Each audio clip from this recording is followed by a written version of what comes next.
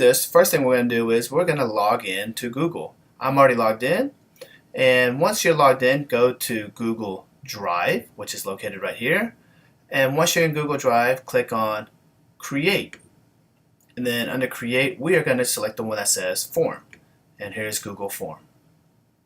Now we are ready to add questions. Before I do it, first thing I'm going to do is give it a file name. Let's just call it survey and just make up a number 52. So hopefully I'll remember that, survey 52. And I hit OK. So that's the title of my survey if I want to go and find it.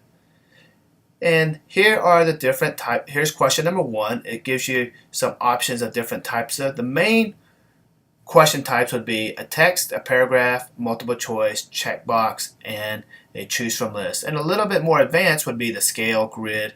Those are a little bit more advanced questions. The first type of questions I'm going to ask is a text box.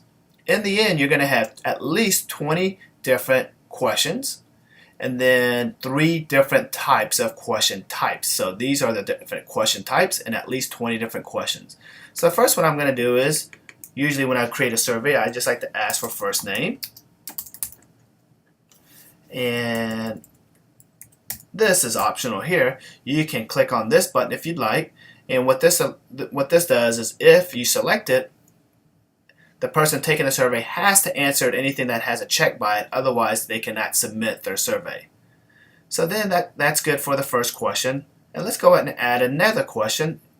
And I want to add another text box. So if I ask first name, the next one I want to do is add last name.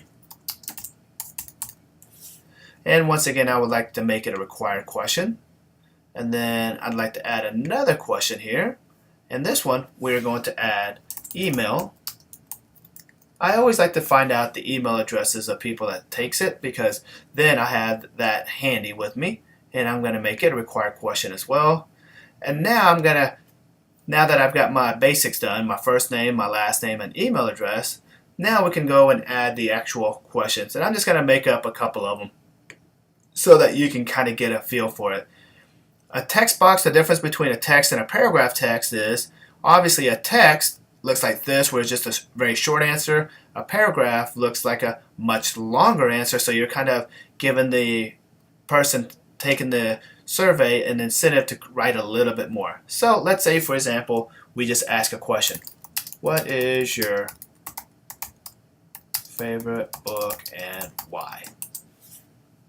So this way it kind of encourages the person. Let's add a different type of questions.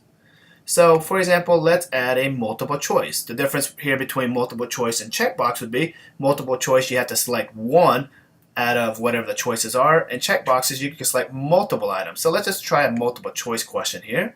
And let's say ask the question, what is your favorite color? And then we can give them some options.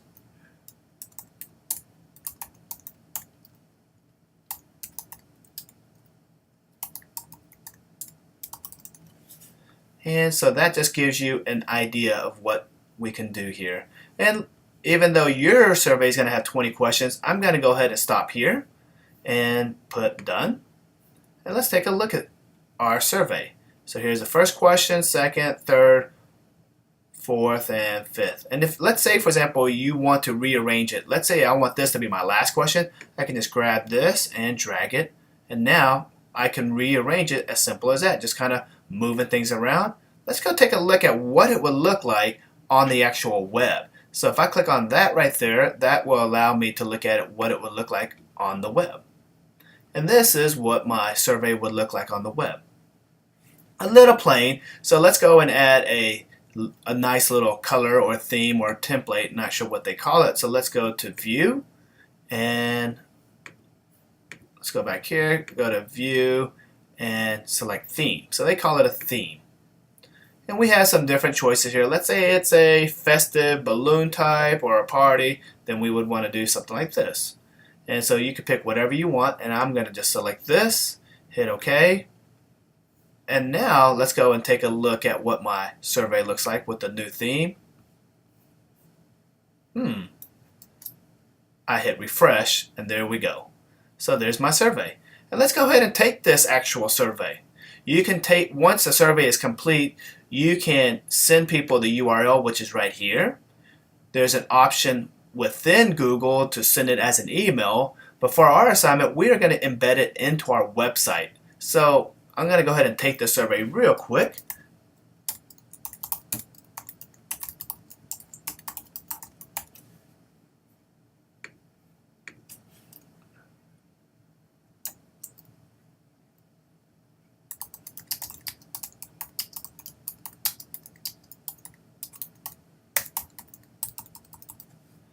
And let's put that in there. And it says that we are done. Alrighty. So now that we've actually taken the survey, let's go and see how we can embed it into our website. So to embed it into our website, I'm already logged in, so I'm going to now go to Google and Even More, and then go find my sites, which is located down here. And let's go and practice on a practice page that I have here. Let's say, for example, I want to go and put it on here. I'm going to put it belongs on your media, and I'm going to just put mine at the top of the page. I'm going to get into the edit mode, which is located right here, and just put it right in here. And to embed my survey, you just simply go to Insert, Drive, because it's in my Google Drive, and then select Form because it's a form. And then from here, it loads all the different Google surveys that I have. And the one that we just created was this one right here, Google Survey 52. And I select it, and I hit Select. And I know off the top of my head that the width would be a little too, it's not going to be wide enough. 400 pixels is a little narrow, so I'm going to go ahead and leave it blank, because this tells me if I leave it blank, it'll be 100% width, and that way it'll span all the way from left to right, which is good. And I hit Save, and let's go take a look at it. And here comes my survey, and voila, and now I have embedded my survey into my website. So this is what you guys would do. And let's take the survey one more time so that you guys can see what it looks like on the back end. So to take the survey again, I'll put Tae Chang the second, and then I'll put my other email address, taechang68 at gmail.com, and give it another, and just kind of, alrighty, so let's submit it here, and we are done.